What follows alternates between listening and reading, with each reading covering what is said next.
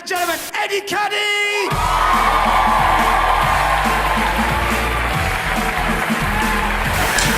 My next big guest was a big name in the comedy clubs but wanted more and decided to take the plunge and book London's massive O2 Arena.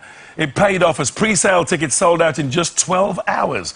He's one of the country's most promising comics and I'm thrilled and a bit bloody jealous to have him on the show. Please welcome Eddie Kadi. He's here.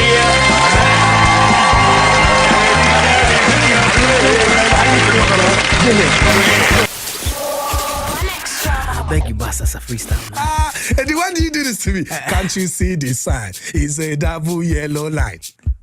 I'm sorry, sir, but you cannot park your car. Try to understand. I'm just an African. Welcome to First Time. This is Tina Levondi, and I'm here today with Eddie Kadi. How are you, Eddie? I'm good. Thanks for having me. No, thank you for coming. It's Pleasure. been such a long time. It has. Yeah. And in between that, we've had the London weather. That's what's got me out. Really? So, so you have to thank the weather. No, but you look fantastic. So Thank you. we're very happy to today, have you. This is the Very air, summery and... Yeah, this is the aircon look. Oh. Yeah, so wind can penetrate where it needs to. For sure. need- But yes, we're enjoying the English summer, so I'm in a good mood. Really? Yeah. Wonderful. So you're going to tell us everything about your first times. I'll try my very best if I can remember some of the first times. Because some of them, they go back a long time ago. So let's see how far back you want to go. Okay. So then let's start with your first time on stage. My first time on stage, it depends what you want to call stage. I was secondary school, in fact primary school. It might not have been as big a stage as I'm dealing with now, but actually we used to play some Michael Jackson songs and I would perform. Really? Yeah, it was like what we'd call assembly. So I was in maybe the 4th year of primary school, 5th year, and I kind of fancied myself as a big-time Michael Jackson impersonator. Yeah, because you're a great dancer. So yeah, at the time I don't know if I was. I might have been better than a lot of people there, but that didn't make me a great dancer. So so I remember that in primary school, every so often we'll have like talent shows. So I would always make sure that I have my glove, Oh, you had the glove? I had the glove. Oh, It wow. was just a normal winter glove. It wasn't the Michael glove. It was just normal. And Was it shiny, though? It was. I don't think it was shiny. It was just cotton. Oh, Yeah. okay. But haters would point those things out. But my real fans just knew that I was really going for the. As long as I held it. So I was about So maybe my first time on stage I might have been about 9, 10. Amazing. Yeah. Okay. I enjoyed it. Well, it sounds fun. It was fun. It was. So what about so let's go back into more like the comedy side then. Okay. So do you remember the first joke someone told you? So not something that you've said, but that you've heard. The first joke someone told me. I'm not sure if someone told me per se. My parents are really funny. So Okay. I can't remember the specific jokes, but I do remember growing up and there was always stories. If I came back from school, there with my siblings, my parents always had stories about each other, or they would tell stories about, their upbringing. You know what I mean? And it was always funny. Those moments really inspired. You wouldn't actually think they inspired you until later on, and I realized that I take a lot of stories from my family growing up. But I was a big fan of like Desmond's, which is like one of those shows that we grew up watching and stuff. Yeah, and it was like there was a character called Matthew in Desmond's, and I always liked him because he didn't say much or too much. He was always sat by this barber shop, and every time the camera turned to him, he had a quote. He had this saying, and he had this thing that was like, "There's an old African saying." Like he was the Ghanaian guy. And he was like, "If you see a tiger, run!" But he had these quotes that were just nobody understood sometimes. Or be like, I've been thinking. There's an old African saying: if you're sitting by the bush and the bus driver is next to you, don't pay the ticket, random. But it was just funny. So I guess those are the things that always stayed in me. So I always go to school saying, there's an old African saying. So maybe that's what set me up as a comedian. I'm not sure. Really? Maybe. So how did your teachers react to that? Listen, I went to an all boys school. It was a lot of fun. Was that in the UK or? It was in the UK, yeah, so it was in the UK. So I came to the UK at the age of 8, 9, so from primary school already. But secondary school, it was an all boys school in an area called Fulham in West London. Is it because you were trouble? I was in trouble. I was very, maybe. I went to an all boys school, so you had to look after yourself. I just didn't, I wasn't one of those guys that would have boys, you know, get all aggressive and I can just lay back. I didn't. I gave them as much as they gave me, I guess, and I was pretty loud, yeah. But when it came to academics, I was very focused, and I think that's how I got away with a lot of mischiefs in school, you know. But yeah, the teachers kind of, you know, we used to laugh. I think I got along with a lot of the teachers because we always used to have, you know, have jokes and stuff. But I wasn't trying to make them laugh. I think it was just my personality. Yeah. So, have you ever been rejected? By who? By a girl. Let's go with the girl first. 100%. What? 100% from primary school. There was a girl called Danielle or Daniela. That's how you know it hurt, because I remember that. The name. Yeah, it was in primary school. It might have been 5th or 6th year. She came from Jamaica at the time, and she turned up, and everyone was like, this girl's got a nice accent. She looks nice, you know. And I think they sat her next to me in school. And she was really friendly, so I thought, I think this is my girlfriend in my head. And then I think I asked her, I said, so are we together? She said, what? And she laughed. And then she said, no, I'm not with you, I'm with him. Oh, she had a boyfriend? I mean, it was only 2 weeks. How did she have time to deal with me at school? Oh, Daniela. And also deal with this? Yeah, that hurt me, man. That was one of my earliest rejections. I think I cried. Really? That hurt me, man. I think that particular boy couldn't kick my ball. I kept him away from my football. Do you? Oh, thank you. Yeah, I would have treated her right. I would have given her all my rice puddings. Yeah, 100%. You know, during lunch, she would have had everything. But she, you know, it is our loss, actually. But yeah, that's one of my earliest rejections. And throughout, that became the story of my life, just being rejected along the way. But I've also been, I've also had my, you know, triumphs with. Do you want to tell us about? I think when you go through enough rejections, you learn how to don't be too full on. You know, let them look into your eyes and let you know maybe now you can move it. Oh. Yeah, so I've had that. We had this thing at university. We used to call it the SK maneuver. Okay, what is that? It's called a surprise kiss. Oh God! So me and my friends would discuss this. We would discuss it, and it would be like, you got to work it out when you're talking to a girl. Maybe you're on a date, you know. So this is during university time. Maybe on a date, you got to work it out and see if the moment is correct. Maybe you can go for it and just hit her with a surprise. Is it like the 20% and 80% if she's leaning in? That's what we call it. So I've had a few good SK maneuvers, I think, because you got to hit at the right time. It's like, ooh, yeah. So my first rejection grew into bigger rejection, which then became a triumph.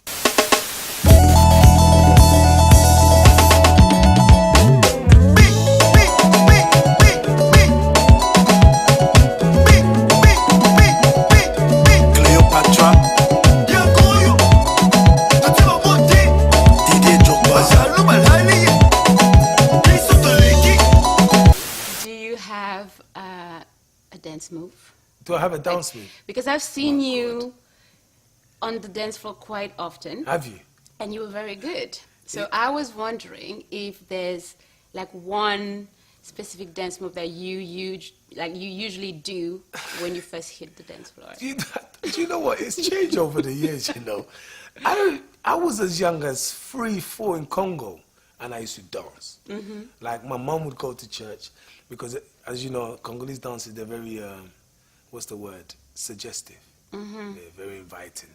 They tell a story, yeah? So, but my mom didn't like it. My mom was a good Christian woman, and she would go to church, and once she goes to church and leaves me at the hands of my aunties, they will bring me out, and they'll be like, come on, let's see you dance. And at the time, I used to celebrate it. I didn't know that they were using me for fun. For entertainment. And I had those early young Congolese boy moves, you know, but it was always to do with the waist. Yeah, it was always that, you know, it was always that. And I thought it was amazing at the time, but they were just mocking me.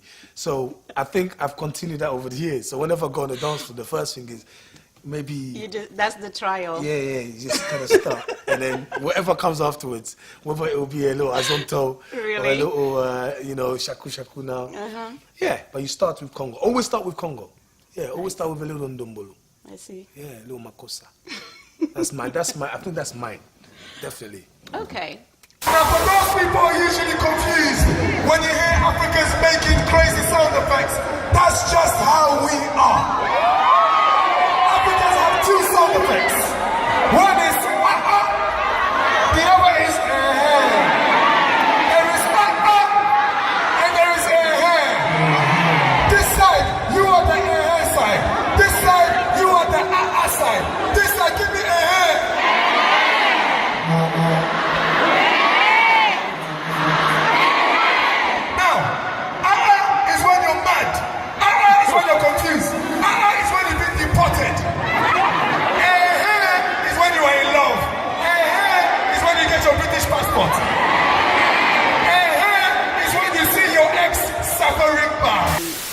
Do you remember the first event you hosted?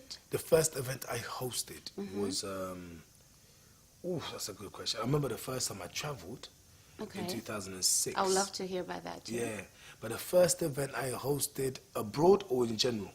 Abroad. Okay, the first event I hosted abroad would have been in Nigeria around 2006-07, and it was a comedy show. Okay. And it was in a marquee, like a big fat tent. And they had a few comedians, a particular comedian called Gordon, who's a big Nigerian comedian at the time. And I think because of how my comedy was, I was getting invited to Nigeria a lot during that time.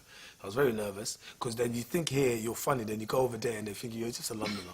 You're just a London boy. Why should we laugh at you? You don't know what Nigeria is about. You want to make us laugh. But thank God I was able to connect because, I had a lot of Nigerian friends, who I call family as well. I spent a lot of time with them, so I understood. And of course, London is full of Nigerians and Ghanaians, West Africans, and just being African as well, you kind of mix the two. So I remember that particular show, yeah. I see. Nice. And the first trip abroad then? First trip abroad was Nigeria. With friends or? It was, first trip abroad was Brussels with my best friend Henry. Okay. Yeah, we went Why Brussels? Because I was about to start uni, so this was my first proper. We took a coach from London all the way to Brussels. It was fun. And he always told me about the coach. He's like, nah, don't do that plane thing. Let's go on the coach and we get to go through, Dover and then come out the other side and make. I was like, yeah, that'll be fun. And But did you have fun in Brussels? Oh yeah, Brussels was fun. We got chased by dogs a few times. The first time I broke my toenail. This sausage-looking dog, limousine dog, chased us. It was actually my friend's. But these are tiny. No, they're not tiny. It was my friend's dog. I'm telling you, the dog was very low. But it was connected to the ground, but it was very long. It was very long, like long. So it chased me, and I got a little bit excited, and I broke my toenail. I'll never forget that. But during that time, we went to the fun fair. Belgium's got a massive ride and stuff. We went to an area called Matonge, which is a very Congolese. It's a Congolese area as well. We played football a lot, went out clubbing. So I had a lot of fun, because it's from a big family. So we went to. Would always constantly go and get something to eat. I enjoyed Brussels at the time. Was he Congolese as well? He's Congolese Belgian, yeah. I see. Yeah, so it was fun. It was fun. I remember that clearly. Even the trip was fun. So you don't consider your trip from Congo to London as your first trip? Yeah, but then that was not an independent trip. That's true. I didn't know what was going on. I was forced. I'm grateful, but it wasn't my decision. It's like, where we going? We're going. So it's like, it's like, oh, okay. We're coming back. Let's see how the news goes. So yeah, that's a significant trip. I guess that's my first significant trip. But my first independent trip was definitely that one. Okay. Yeah. What about movies? Movies. What about them? My first movie? Well, I've seen you in a few productions. Yeah. So I was wondering if you had one movie that actually you enjoyed and that maybe inspired, you to become an actor. A movie that I had seen and watched. Yes. I was a big fan of films. I watched a lot of films when I was younger, especially with my dad. We were massive Jean-Claude Van Damme fans. Massive. Like kickbox, yeah, Jean-Claude Van Damme. But he was actually born in Congo. I didn't know at the time. I was thinking, that's what was so connected. It's like he could have been my neighbor. He's my cousin. Oh my God, are we related? But now later on, it's like, yeah, there's some sort of connection. Because when I found out Jean-Claude Van Damme was born in Congo, that warmed my heart. But when I was younger, we used to watch a lot of his film. Kickboxer was an early one. Of course. AWOL, Absent Without Leave. Have you ever heard of that film? Fantastic. He was I'll probably watch it, but kickboxing was, I remember because there was that iconic scene and you can't forget exactly. that one. So, but, AWOL was good. He was like in the army, he escaped to save his brother, then he got involved in like street fights and stuff. But I loved it. It was really emotional as well. I watched that really young with my dad. Cyborg was another one as well. So those are the early, and then you had like the Beverly Hills, with Eddie Murphy. And funny enough, during all that time when I watched Beverly Hills, Mrs. Doubtfire and all these other films, I didn't know these guys were stand-up comedians because my mind wasn't, I just thought they were funny actors.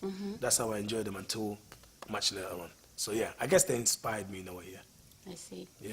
But your acting is quite, it's not just you, quite specific. So did you think that when you went into acting, you wanted to become a comedian and then do like more serious acting, or just, you know, you want to be a stand-up actor? Stand-up came off the back of me hosting shows at university. Oh, okay. So before going to uni, I did not want to be on TV, on stage. It was just fun. In primary school, that's what you do. In secondary school, I was part of the school band just because I enjoyed playing the drums and keyboards and stuff. And then once I got to uni, there was none of that. It was just study, finish. But I liked media, so I studied media technology. But I just hosted a show one day because I was part of an African Caribbean society and we wanted to put together a showcase. Yeah. And I was like the spokesperson. So I hosted a show.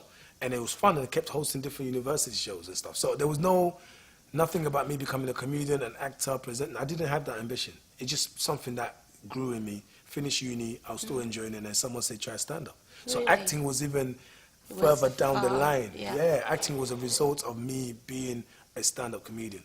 And then, So your first show, did you like write a script, or do you remember how you No, went? I was chatting nonsense. Really? 100%. What is that? So, Eddie, in regards to your first show, do you remember, were you like preparing with a script, or like did you just improvise? Like, how did it happen? No script. I improvised for a long time because it was fun for me, right? So then I had stories to tell, and I felt that a lot of people could relate to these stories, and a lot of people would laugh at the things I laughed at. So it was just like a relief for a lot of people that came to the shows to watch. So a lot of the times it just came from the heart. There were stories that we've all connected with, and then after a while I realized, okay, this is actually turning into something serious. And then I'm like starting to watch what other comedians do, and I was getting advice from the older comedians and my team and stuff, and I'm like, we need to now start structuring. So sometimes you do a 15-minute performance, sometimes it will go half an hour, sometimes an hour. So now I had to have a structure because I could just go on and on and on. And sometimes you can talk for too long when a joke that you've got for 5 minutes, maybe it doesn't need to be 5 minutes, it could just be a minute and actually be funnier. So I learned to do that. So I started writing, and then that's how I started to understand that there is a structure to this game, to this. So did you have a mentor in terms of the people that you?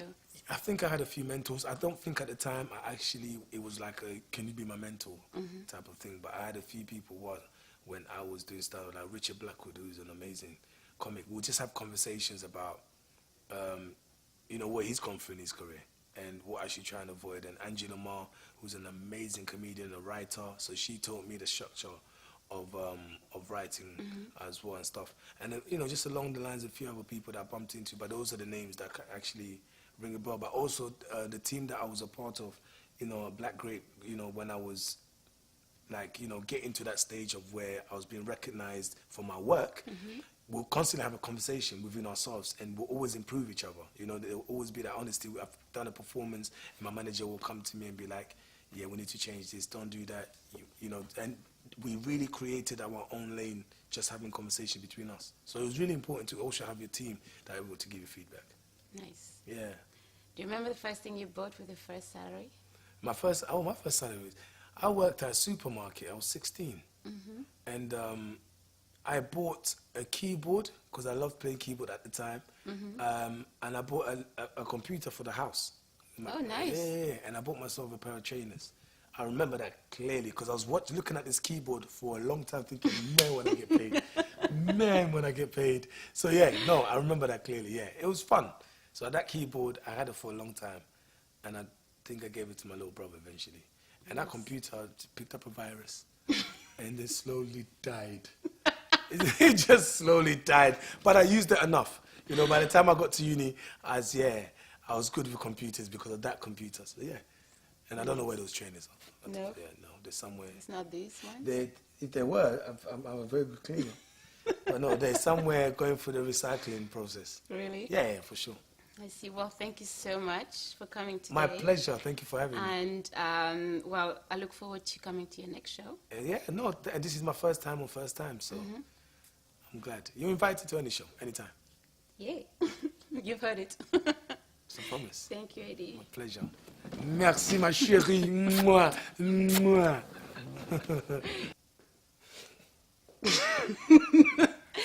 Thank you for watching First Time with Tina Lebondi and my guest, Eddie Kadi. So I'll see you on Olive TV and on our YouTube channel. Bye, guys.